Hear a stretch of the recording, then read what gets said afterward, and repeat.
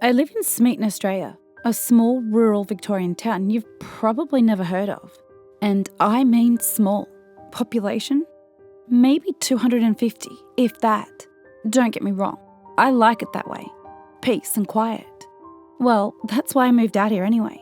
I'm not sure about that now. See, ever since I bought my home out here, I've been experiencing some strange happenings. My house sits near a small valley drop-off which leads down to a creek. I promise that's relevant to the scene here. See, about a week after I moved in, I looked out the window to see a trail. A trail that was definitely not there before. It went straight up the valley as if something had walked through there and stopped right at the top, right outside the fence line separating my house from the valley drop-off. Things didn't stop there. About a week later, I was up late at night, struggling to sleep. So I resigned to make myself a cuppa and watch some late night movies. Sometime during the night, I heard the sound of leaves rustling outside, out the window where I noticed that trail the previous week. I took a bit of a sneaky peek out the window when I saw someone running off down the drop-off. Worried that vandals or maybe burglars were targeting my home, it was at that point I decided to keep a diary, just in case I might need a document of events to give to law enforcement later on. I'll paste the diary below and let you be the judge. 3rd of November. Happened again tonight. Almost asleep, and I hear those footsteps running up the valley. Still not sure why whoever it is keeps coming up from that way. I know there's a few local druggies that live across the creek, maybe scoping out my house. 12th of November. They cut the fence this time. Woke up around 11 p.m. to an enormous racket. Turned on the spotlight outside to see the fence was cut straight through. Must have used bolt cutters. Whoever this is seems organised. Unsure why they would cut the fence and just leave. Maybe a show of force. Had a bolt put on the gate. Might have been just trying to prove a point. No bolt's going to stop them, you know. Beginning to fear for my safety. 15th of November. Woke up this morning to find my entire side fence line flattened. Cut straight down on either side. No idea why anyone would do this. Have reported to local law enforcement. Investigations underway. 18th of November. Local druggies down the creek have been arrested on charges of property damage. Hopefully, this brings an end to their visits. 23rd of November. Window was smashed in last night. How I didn't wake to the sound of it, I don't know. Side window, the one looking out over the drop-off, very clearly smashed inwards, and what looks like scratch marks around it on the outside. Have reported to police. December 1st. Whatever is happening is not the druggies. They haven't been back in town. This morning, woke to find footsteps in my yard. These are not normal. Too big. Have purchased a CCTV system. Hopefully, get some real answers. December 5th. Have moved out of the house. Further incidents ensued, prompting me to check the security footage. Have not reported anything further to law enforcement. Too bizarre. On 2 occasions, shadows could be seen just beyond the tree line. On final night spent in the house, I witnessed something reach out from those trees. A long, spindly arm, followed by a tall figure, dragging itself out of the trees, up the valley and into my yard. From 11 p.m. until 4 a.m, it just stood there, looking into my window occasionally. It would walk around my yard, occasionally shuffling its way up the front steps and peeping in through the windows.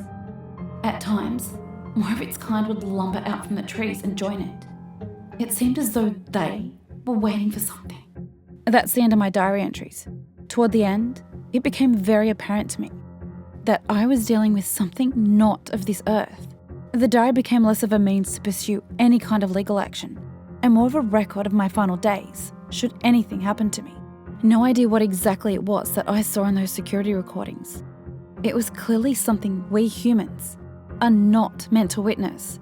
I know we've got some pretty frightening critters down here in the Down Under, supernatural or otherwise, and I'm sure I saw something that fits into the former category. Whatever it wasn't there to play. It was very clearly taunting me, and I've no doubt it would have done a lot more than that, had I ever shown my face. As for why it never came into the house, I don't know, maybe it did. There were those scratch marks up the wall the night my window was busted in. Maybe they were inside that night, and I never even knew it. Scary stuff. Did you ever have a memory that seemed to change over time? By that I mean, is there a moment in your life that you vividly recall, yet something about it always felt a little off? Scientifically, this is usually referred to as a repressed memory. Over time, these memories occasionally begin to shift and change, the true details becoming clearer as time goes by. This phenomenon is usually what is called memory reconstruction. This occurs when a person has seen or experienced a traumatic event, something that leaves a mental scar to some degree. Repressing these memories, it is the brain's way of protecting us from the pain or the fear of reliving those moments. It is quite remarkable, the human's mind's ability to recognise and act on this seemingly autonomously. I bring this up because this happened to me very recently. This is quite a distant memory which had lived in my mind for many, many years. For all this time, it seemed to me to be quite a mundane and insignificant memory. So I was always confused as to why it continued to rise to the surface of my consciousness, seemingly at random times, always catching me off guard. I guess I need to take you back to the scene. I was young, and I mean really young. We're talking 1995, or thereabouts. I would have to have been maybe 5 or 6 years old at the time. We lived in a small, quaint little home, about 20 minutes drive outside of a minor city in southeast Queensland, Australia. Our home sat on 10 acres of land, and beyond that, bushland as far as the eye could see. It was your typical 90s home. Picture a linoleum kitchen floor in that weird greenish tint with the diamond patterns on it, vertical wood panelling up the walls, an obnoxiously loud wall clock sitting front and centre in the kitchen, a beige carpeted living area with 2 mismatched couches and a tiny box television in the corner. Like I said, quaint. This particular day was like any other. It was summer and very hot, obviously. My parents were both at work, and my brother was down the back paddock mowing. I recall vividly sitting in our living room, playing with my Hot Wheels cars, as bad midday television blared out from the set behind me. Yeah, very stereotypical 90s kid, I know. But I mention this only to paint the picture that I do distinctly remember everything about this day. Or I thought I did anyway. This is where the tale takes a strange turn. See, for the longest time, I remember looking up from my toys and seeing my father standing there at the back door. It was one of those screen doors that many homes back then had, the ones with the metal frames and a square sheet of insect screen in the centre, so I could see him there on the other side, looking in at me. For many, many years, I remembered my father staring down at me and asking to come inside, for me to get up and unlock the door so he could do so. But for some strange reason, I simply could not recall until now. I did not want to open that door to let him in. For all this time, I put this down to the idea that I was just being a typical cheeky little kid, refusing to let my dad come in the door. Memories are fickle things, aren't they? As I got older, the more that memory surfaced, the more I began to question this series of events. The more I questioned things, the more the fog began to lift, the more the memory began to shift and change. Now, I remember that day in crystal clarity. What I saw when I looked up to that door was not my father at all. I sat there, my little Hot Wheels car in hand, watching as this dark, oddly shaped thing stared in at me. I noticed it was slightly swaying, as if being gently swished back and forth by the light breeze that day. I remembered everything in that single moment. Oh God, it was awful. That's why I didn't want to open the door. It wasn't that I was trying to have fun with my father. I just didn't want to see this thing come in. Perhaps what I remember most clearly was the sheer silence of those long few minutes. I recall the rustling of the wind through the mulberry bushes outside.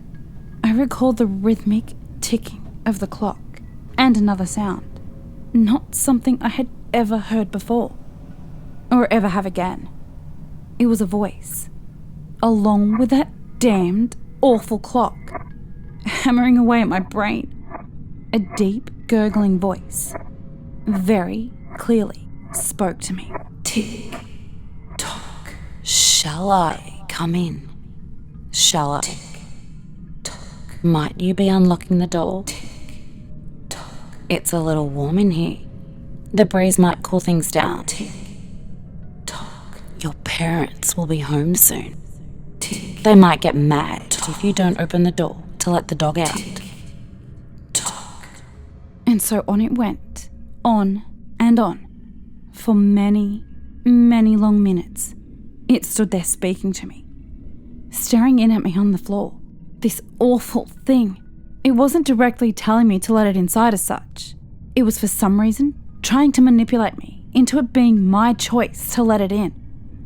For all those hours, I sat there, truly frozen in fear, unable to move. I did not believe that there was some otherworldly, supernatural force preventing me from moving. I simply could not draw myself away from that spot. I could not summon the physical strength needed to force my legs to do their job. Nor did I have the mental capacity to do so. You may ask, of course, how can I be sure this actually happened? If memories truly are these fluid, interchangeable constructs that can simply rearrange themselves at will, how can I know for sure if the events of this day really happened the way I have just described them? All I can tell you is that this is a palpable difference, where before this memory existed as something of a picture book, which would flash before my mind's eye occasionally. The details I recall now are something I can feel with every fibre of my being. I remember this as vividly as I can recall events from 2 days ago. That is all I can offer. In my heart, I know it to be true. We have strange ghost stories in Australia. Growing up, I would hear all manner of tales about bush spirits wandering the vast expanse of the outback, causing mischief and mayhem upon anyone who might happen across their path. On the other end of the spectrum, we also have our stories of malicious beings, things that are tied to this world and remain here for the sole purpose of causing pain and suffering.